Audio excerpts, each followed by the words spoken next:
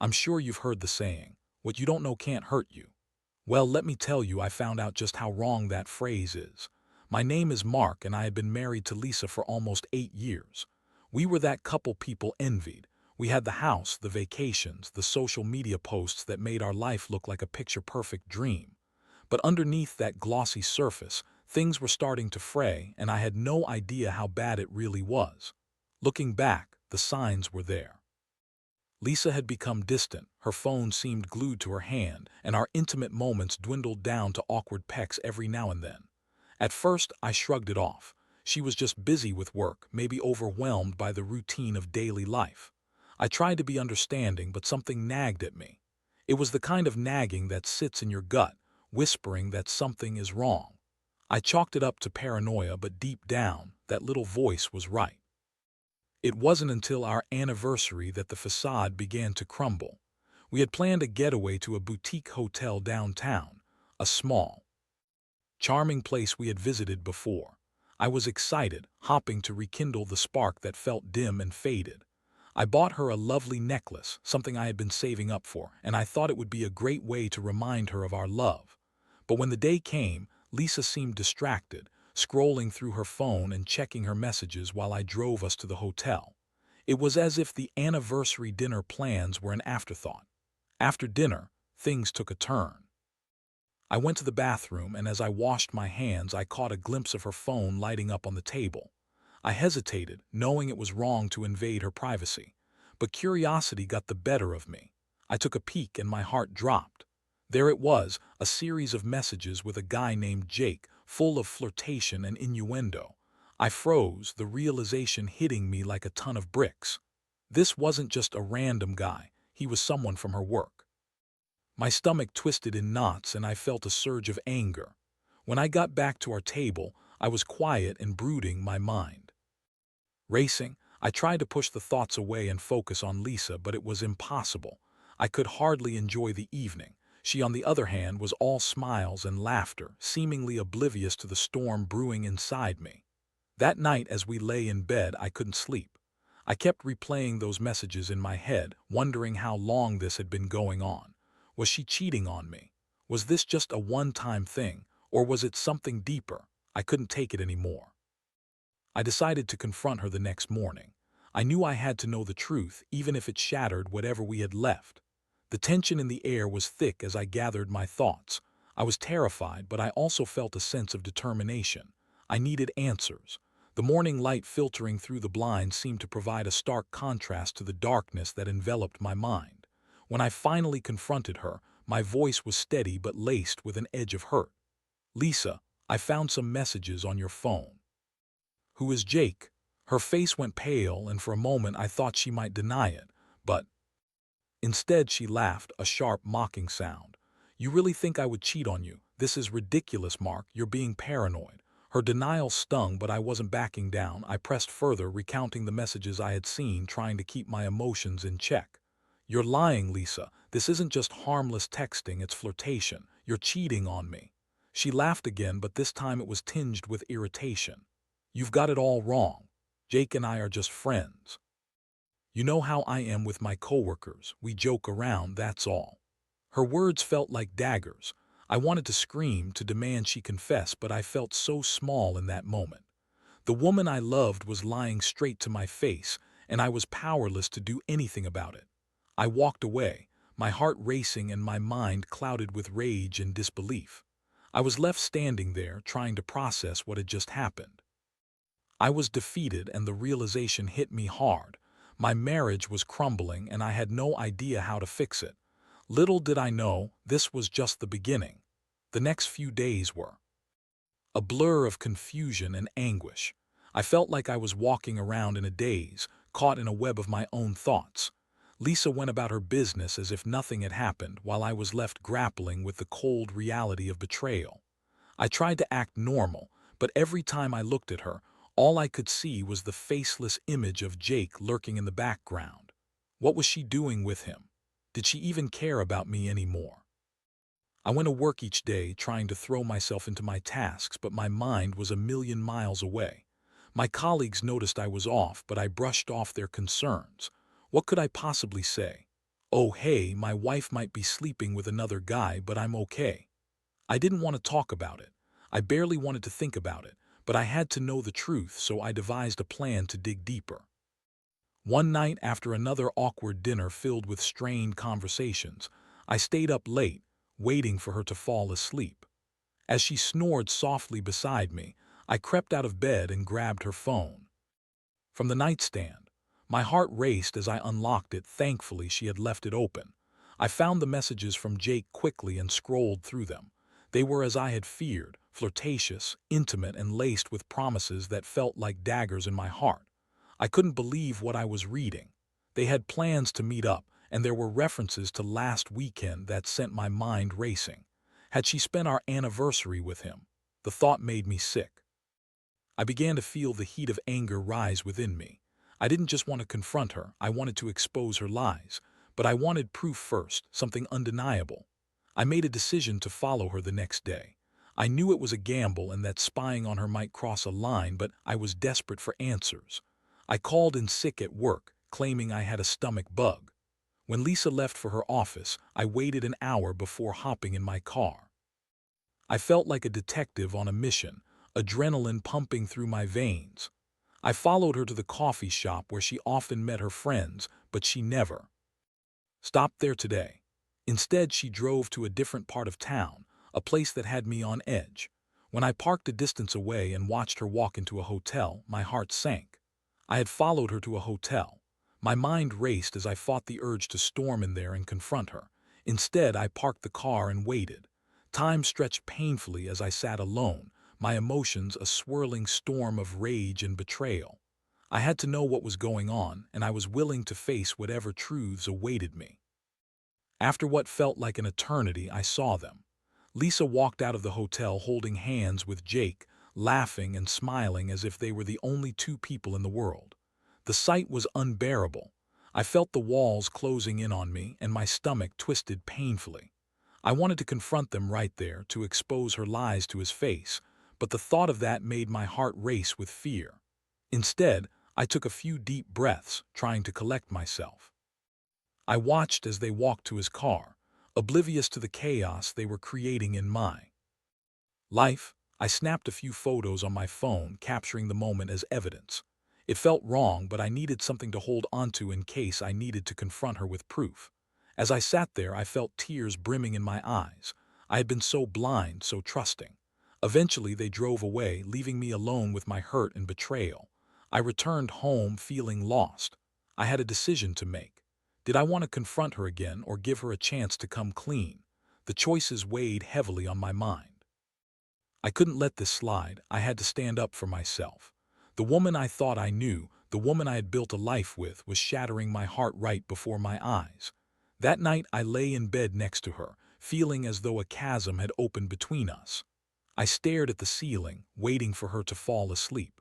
I was supposed to be her husband, her partner, and yet here I was, feeling more like a stranger than I ever thought possible. As I turned my back to her, I could hear her breathing softly, completely unaware of the storm brewing inside me. I was done with the lies. Tomorrow I would lay it all out on the table. She would have to face the truth, and whether she chose to deny it or confess, I would finally have the answers I so desperately sought. I couldn't go on pretending everything was okay. I had to confront the reality of my marriage and decide where to go from here. Little did I know, the confrontation would change everything. The next morning, I woke up with a renewed sense of purpose. I had spent the night pondering the situation, and the more I thought about it, the clearer it became that I couldn't let Lisa's deception continue unchallenged. I had collected all the evidence I needed, and it was time to confront her, not just for me, but for the sake of whatever was left of our marriage. As I struggled to find the right words, I made my way to the kitchen to prepare breakfast.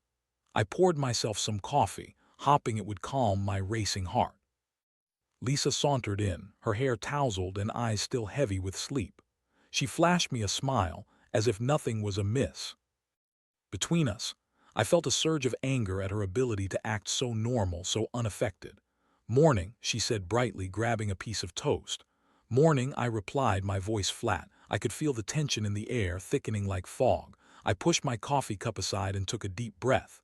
Lisa, we need to talk. Her expression shifted slightly, a hint of wariness creeping into her eyes. Talk about what? About Jake, I said, keeping my tone calm even though my insides were churning. She froze, the color draining from her face. What about him? You know exactly what I'm talking about, I said. I saw the messages and I followed you to the hotel yesterday. Her eyes widened and for a moment I thought she was going to deny it, but then she seemed to catch herself. Instead, she rolled her eyes, adopting a defensive posture. You're being ridiculous, Mark. You're overreacting. We were just hanging out. It doesn't mean anything. Just hanging out, I echoed, incredulous. Lisa, you're lying. I have proof of your conversations. You're cheating on me and you expect me to. Just brush it off like it's nothing. Her face hardened and she crossed her arms in defiance. You're twisting everything. You don't know what you're talking about. It's not like that at all. What is it like then? I pressed. Because from where I'm standing, it looks like you're hiding something from me. She opened her mouth to protest again, but I cut her off. You owe me the truth, Lisa. We've built a life together and I deserve better than this. For a moment we stood there in silence, the weight of my words hanging between us. I could see the gears turning in her mind, the facade of indifference cracking. Finally, she broke. Fine, you want the truth. I wasn't going to tell you because I didn't want to hurt you, but here it is. I've been feeling neglected for a long time. I thought you were too busy with work and life to even notice me anymore. Jake made me feel wanted. He listened to me. He understood me. I could hardly believe what I was hearing. So you thought cheating was the answer. You couldn't come to me and talk about it, you just jumped into bed with him. It's not just about sex, Mark, she shot back, her voice rising. It's about connection. You don't even see me anymore. All you care about is your job and your little routine. The anger bubbling inside me threatened to boil over. That's not true. I work hard to provide for us, to give you everything you want. I thought that meant something to you. She scoffed, dismissive of my words. You think money can replace intimacy? You don't even know what I need anymore. I felt like I was being punched in the gut. We were supposed to be a team, partners in everything, yet here we were, tearing each other apart with blame and accusations. You didn't even try to talk to me before turning to someone else. You didn't think about how this would destroy us. That's not fair. She snapped, her voice rising even more. You were always so distant. I tried to reach out, but you just pushed me away. The argument spiraled from there, each of us hurling accusations and hurtful words at one another. I felt the pain of betrayal mingling with anger as I listened to her justify her actions. Every excuse she made felt like a dagger to my heart. My mind raced as I tried to process everything, trying to keep my emotions in check. Finally, after what felt like an eternity, the shouting subsided. We stood there, panting in the aftermath of our emotional explosion, both of us bruised and battered by the confrontation. I could see the tears forming in her eyes, but I wasn't ready to feel sorry for her. The hurt ran too deep. Do you even care about what you've done? I asked, my voice quieter now but still filled with disbelief. She looked down, shame washing over her features. I didn't mean for it to happen like this. I didn't want to hurt you, Mark. But you did, I said, my voice breaking slightly. You've shattered everything we built together. In that moment, I realized that she may not be ready to accept the weight of her actions. I felt hollow inside, as if the foundation of my world had crumbled. I hated how this was tearing me apart, and the anger that had fueled my confrontation was fatting, leaving behind a heavy sadness. I needed to make a choice, whether to give her a chance to make amends or to walk away from the wreckage of our marriage. But the thought of staying with someone who had betrayed me so deeply felt impossible.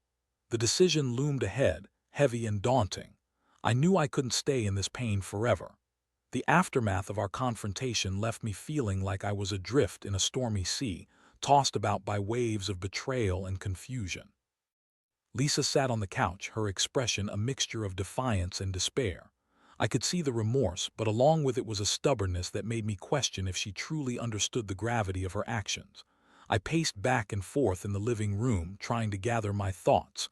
There was so much I wanted to say, yet every time I opened my mouth, the words felt inadequate. What do we even do now? I finally asked, desperate for some clarity amidst the chaos. Lisa looked down, her shoulders slumping in defeat. I don't know, she admitted, her voice barely above a whisper. I did think it would get this far. I thought I could keep you and still have something else. Something else. I snapped back, unable to contain my frustration. You think you can juggle two lives without consequences. You can't just pretend this doesn't affect us. I know that now, she replied, her eyes glistening with unshed tears. I messed up and I don't know how to fix it. As I listened to her, I felt the weight of my decision pressing down on me. I had to decide if I could forgive her and begin to heal or if walking away was the only option left. My mind flashed back to all the good times we had shared, the laughter, the trips, the quiet evenings together. It was hard to reconcile those memories with the betrayal I felt now. "Do you love him?" I asked, my voice trembling as the question spilled out. Her answer came after a long pause, and I could see the internal struggle in her eyes. "I don't know." I was confused. He filled a void that I thought I could ignore in our marriage. "So, you admit that you were looking for something else?" I pressed, feeling a mix of anger and heartbreak.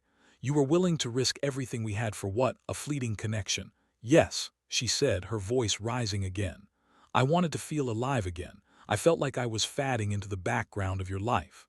The words cut deep, and for a moment I felt lost. I had poured my heart into our marriage, thinking that my commitment was enough to keep us strong. I had worked long hours to provide for us, believing that was what she wanted. But here she was, telling me it wasn't enough. The sting of her revelations made me question everything I thought I knew about our relationship.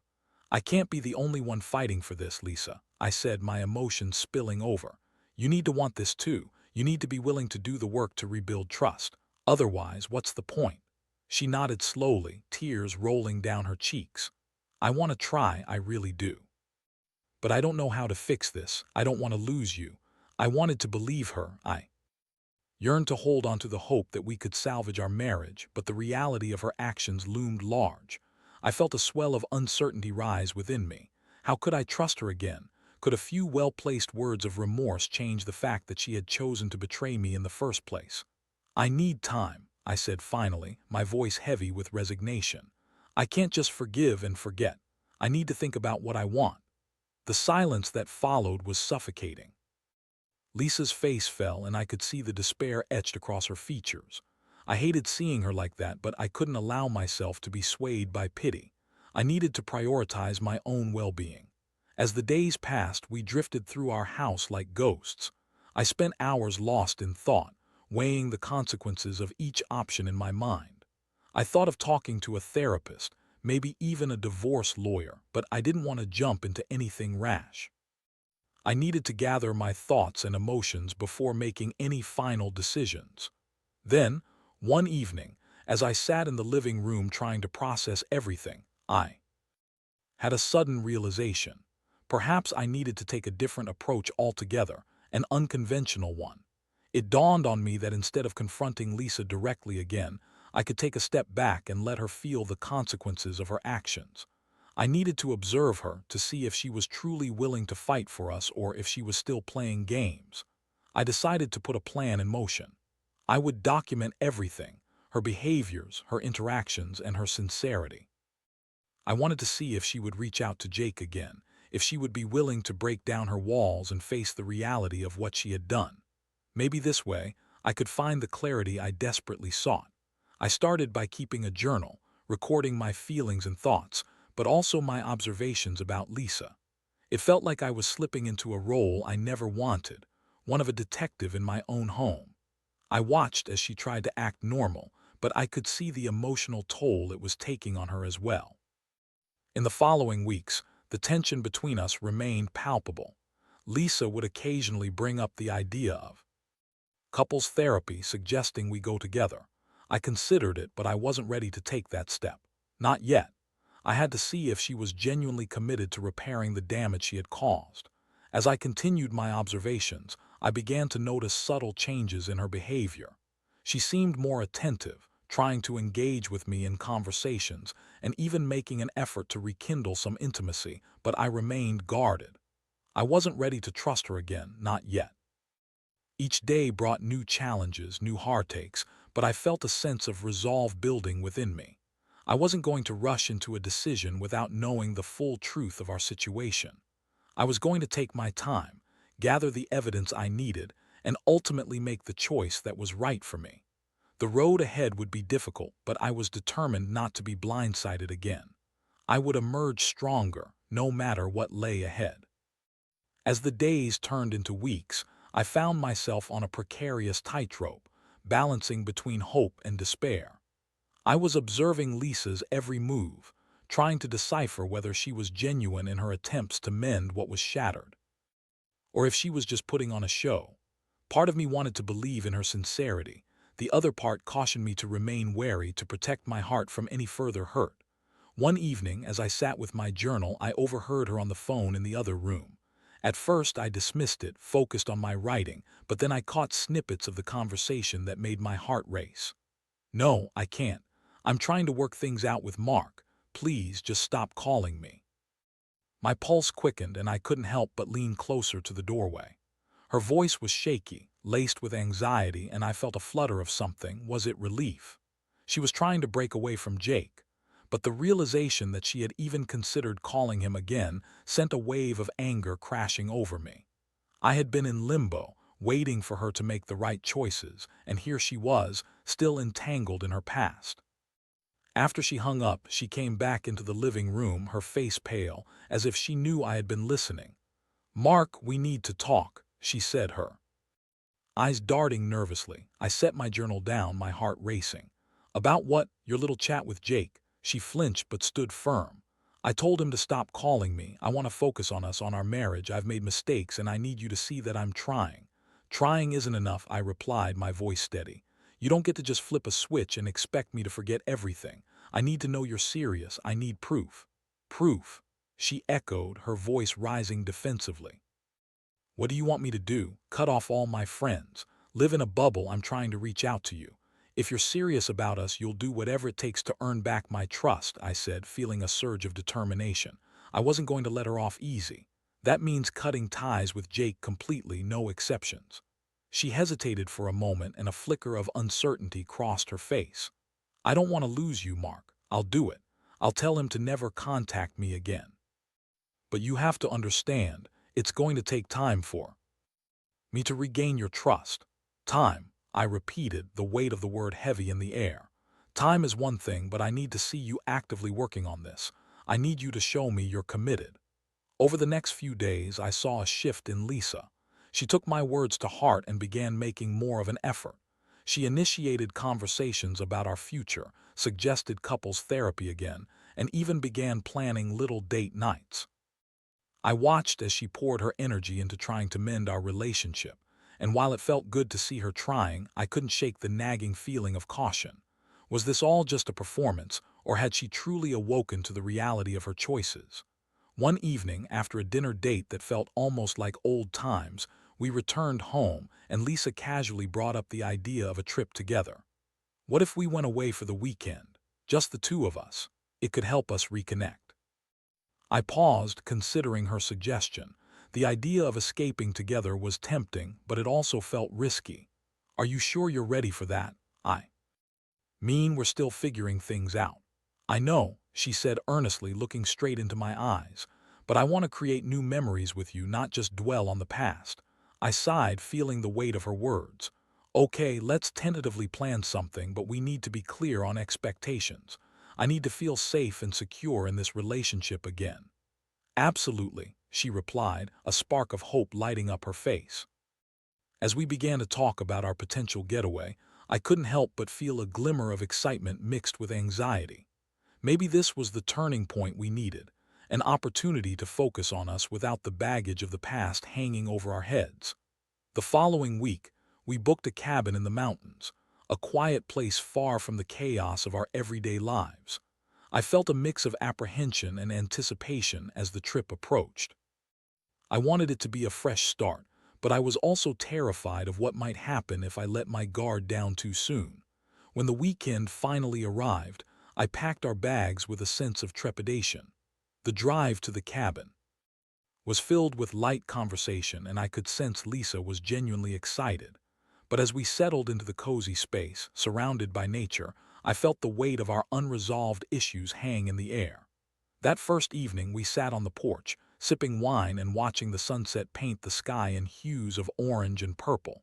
It was beautiful, and for a moment I let myself feel hopeful. Maybe this was the reset we needed. But as night fell, the shadows of doubt crept back in. I couldn't shake the feeling that something was still off between us. Lisa was trying so hard to rekindle the romance, but I was still grappling with my emotions, questioning if this was all genuine or if I was simply a temporary balm for her guilt. The next day, we hiked through the woods, surrounded by the beauty of nature. I tried to focus on the present, but memories of our past intruded, arguments, heartache, and the betrayal that had shattered my trust. I needed to let go, but it felt like an insurmountable task. Later that afternoon, as we sat by a lake, I finally turned to her. Lisa, I need to talk about what happened. I don't want to ignore it, but I also don't want to dwell. I want to understand how we can move forward. She nodded, her expression serious. I'm ready. I want to talk about it too. I want to make things right. And in that moment, as we opened up about our fears and uncertainties, I felt a shift within me. Maybe this was the beginning of something new, a chance to rebuild piece by piece. It wouldn't be easy, and the road ahead was still fraught with challenges, but for the first time in a long time, I felt like there might be hope for us. I realized that I could choose to forgive, but it would take time, effort, and a commitment from both of us. Turning the page on our story wouldn't be instantaneous, but I was willing to try, one step at a time. As the sun dipped below the horizon, I took a deep breath, ready to embrace whatever came next. The remaining days of our getaway were transformative. The mountains, with their towering trees and serene lakes, became a backdrop for deep conversations, emotional breakthroughs, and tentative reconnections. Each conversation stripped away layers of pretense and fear, exposing our raw vulnerabilities. We talked not only about our issues but also about our dreams, our desires, and what we wanted from life together. It felt cathartic. On our last night in the cabin, we sat by a fire, the flames crackling and casting flickering shadows around us. The warmth enveloped us, a stark contrast to the coldness that had crept into our marriage. I looked over at Lisa, her face illuminated by the firelight, and I saw a glimmer of the woman I had fallen in love with. Mark, I know I've hurt you deeply and I can't change the past, but I want to be a better partner for you. I want to earn your trust again, she said, her voice trembling slightly. I took a deep breath, feeling the weight of her words. I want that too, Lisa, but it's going to take time for me to fully trust you again. The road ahead won't be easy. I understand, she replied earnestly. I'm committed to doing the work. I know it won't happen overnight, but I need you to know that I'm here ready for us. The sincerity in her eyes stirred something within me. I realized that while she had made terrible choices, she was also taking responsibility for her actions. I knew that forgiving her wouldn't mean erasing the past, but it would mean choosing to move forward together with honesty and intention. After we returned home, things didn't magically resolve. There were bumps along the way, moments of tension, and reminders of what had transpired. But I began to notice a shift in both of us. Lisa made concerted efforts to be transparent, sharing her phone screen, initiating hard conversations, and even seeking counseling on her own to work through her feelings. In return, I committed to being more open about my own struggles, my fears, and my hesitations. We began attending couples therapy together, something I had initially been reluctant about, but it turned out to be a crucial step.